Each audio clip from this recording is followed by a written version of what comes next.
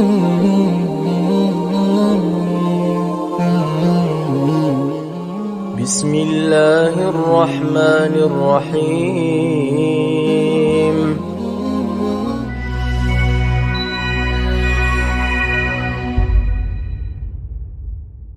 Contoh begini misalnya. Waktu sholat pertama yang kita tunaikan namanya apa? Halo? Sholat tidak ini? Hah? Baik, tidak ada perbedaan pendapat di kalangan para ulama tentang waktu sholat ini. Ya? Baik, apa nama waktu sholatnya yang pertama? Subuh. Nama lainnya apa? Fajar. Perhatikan, ini satu-satunya saya sering katakan waktu sholat yang disebut dengan dua nama. Disebut dengan fajar dan disebut dengan subuh. Fajar itu untuk respon keimanannya. Jadi iman kita itu kalau mendengar panggilan yang telah Allah tetapkan, itu nanti ada konfirmasi, konektivitas dengan jiwa. Ini yang dimaksud Al-Anfal ayat kedua itu yang sering saya katakan, sering saya kutip ya. Innamal mu'minuna alladzina idza dzukirallahu wajilat qulubuhum. Ciri insan beriman yang sejati itu kalau disebutkan nama Allah ada getaran dalam jiwanya. Jadi ketika dibacakan, diperdengarkan Allahu Akbar, Allahu Akbar, suka ada suasana tertentu di jiwa kita kan? Nah, itu yang dimaksud wajilat qulubuhum. Nah, saat kita tidur, ya, saat kita tidur pada umumnya, lalu mendengar suara adzan, dalam keadaan tidur pun kan menghujam ya pada diri kita itu dan membawa kita untuk bangun kan? Pernah merasakan itu? Nah, pancaran dari tubuh kita yang merespon itu untuk bangun, itu namanya pancarannya fajar namanya. Jelas ya? Asalnya itu. Ya. Betul kalau mengaitkan dengan konteks cahaya matahari, cahaya fajar yang membelah kegelapan malam, itu konteks fisikalnya. Tapi fajar itu bukan nama cahaya. Fajar itu asalnya pancaran positif terhadap sesuatu. Kalau cahayanya, ya, pantul cahaya sinarnya disebut dengan dia namanya. Jamak dari kata dau. Ya, kalau yang memantulkan disebut dengan nur. Itu yang dimaksud Quran surah 10. Yunus ayat yang kelima.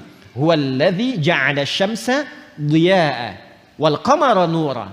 Dialah Allah yang telah menjadikan matahari bercahaya, rembulan memantulkan cahaya. Ini cahayanya bukan fajar. Ya, pancaran yang disebut fajar itu pancaran yang membelah kegelapan sehingga menjadi terang sesuatu. Asalnya fajar itu setiap pancaran yang melahirkan kebaikan itu fajar. Jelas? Kalau melahirkan sesuatunya secara fisik, secara material, itu infajar namanya. Ya, berubah dari fajara jadi infajara. Masih ingat Nabi Musa mukjizatnya diantaranya apa? Tongkat kan? Ya, tongkat ya. Tongkat beliau kan ketika dipukulkan ke batu, ada 12 suku waktu itu meminta kepada Nabi Musa, mohonkan kepada Allah supaya keluar mata air. Tapi kami pengen 12. Pengen 12 supaya masing-masing dapat satu.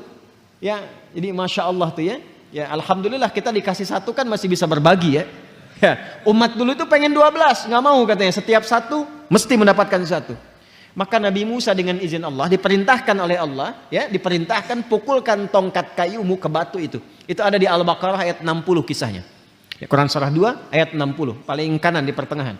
Wa idzistasqa Musa liqaumihi faqulna dhrib bi'asakal hajar.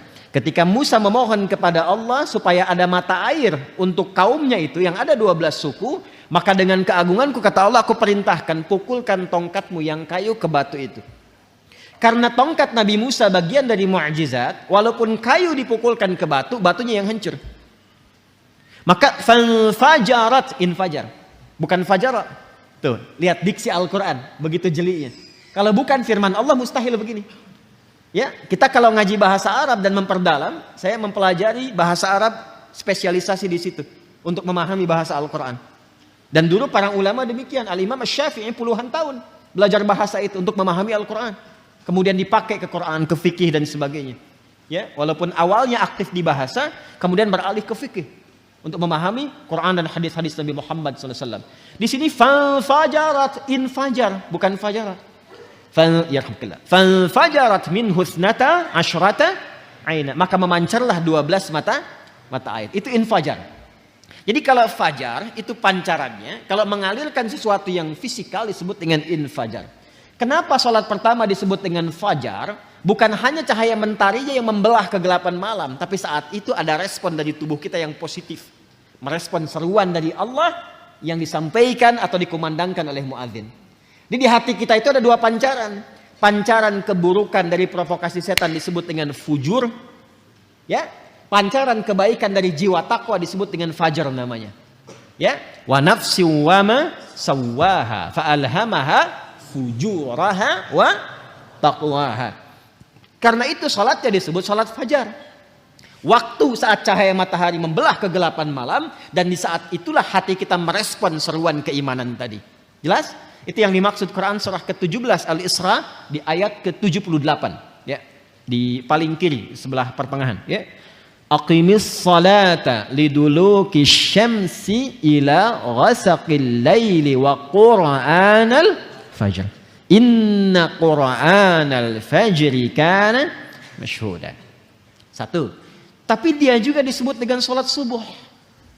Ya, subuh. Subuh itu tidak disebutkan dalam bahasa Arab kecuali menunjuk pada awal mula aktivitas yang tertata. Jadi kalau kita ingin mengawali sesuatu yang tertata dengan baik, itu disebut subuh namanya. Karena itu alam saat mulai kita akan mengalami di waktu pagi, kan mulai aktivitas kan? Ya, matahari mulai terbit kan? Akan ditata aktivitas kan? Dengan teratur, Allah yang menatanya, Rabbul Alamin. Maka tataan awal alam pun itu disebut dengan subuh. Permulaannya disebut dengan tanafus. Kata dasarnya disebut dengan tanafas. Buka surah At-Takwir ayat 18. Was-subhi idza tanaffas. Paham? Ya? Dan demi waktu subuh itu saat memulai aktivitas, pada saat itulah aktivitas masih ditata dengan baik. Karena alam pun mulai menata aktivitas. Coba lihat, kalau kita keluar subuh, yang keluar karbon dioksida atau oksigen? Oksigen. Ya, burung mulai berkicau, ayam sebelumnya berkokok, semua memulai kan? Ya kan? Segala sesuatu yang tertata dengan baik, terukur, itu turunan kata dari kata asbah. Waktunya disebut dengan subuh. Makanya kalau orang Arab bertanya begini, kaifa asbahta ya akhi? Bagaimana kabarmu di pagi ini? Maksudnya bukan hanya nanya kabar, apa kabar baik, bukan. Yang dimaksudkan menunjuk pada keadaanmu telah siap beraktivitas saat ini. Salat pertama kenapa disebut dengan salat subuh? Untuk memberikan kesan. Insan beriman itu kalau bangun dari tidur, dia sudah punya rencana yang siap dieksekusi di hari itu. Makanya malamnya dicontohkan oleh Nabi istighfar. Untuk mengevaluasi kegiatan sebelumnya. Setelah itu, setelah dievaluasi, dimitigasi apa yang belum sempurna, besok apa. Itu yang dimaksudkan fa'idha faraghta fansab wa ila rabbika farghab. Direncanakan malamnya, kalau besok saya bangun, insya Allah saya eksekusi ini. Jadi sudah ada rencana. Makanya saat bangun itu, kita bawa rencana kita menghadap Allah, minta kepada Allah supaya apa yang kita rencanakan disetujui. Minta taufik, maka datang lewat sholat terhubung dengan Allah, minta kepada Allah. Direspon seruan Allah lewat fajar, datang kita bawa rencana, minta dalam sujud. Mohon setelah sholat, ya Allah saya ingin mengerjakan ini seperti apa yang telah Engkau perintahkan. Mohon berkahi dan mudahkan seperti apa yang telah Engkau janjikan. Harusnya begitu. Makanya tidak boleh terjadi seharusnya, idealnya, insan beriman tuh bangun gak tahu apa yang dikerjakan. Gak boleh terjadi begitu. Ini Anda kalau saya tanya, besok jam 7 mau apa? Harus sudah jelas.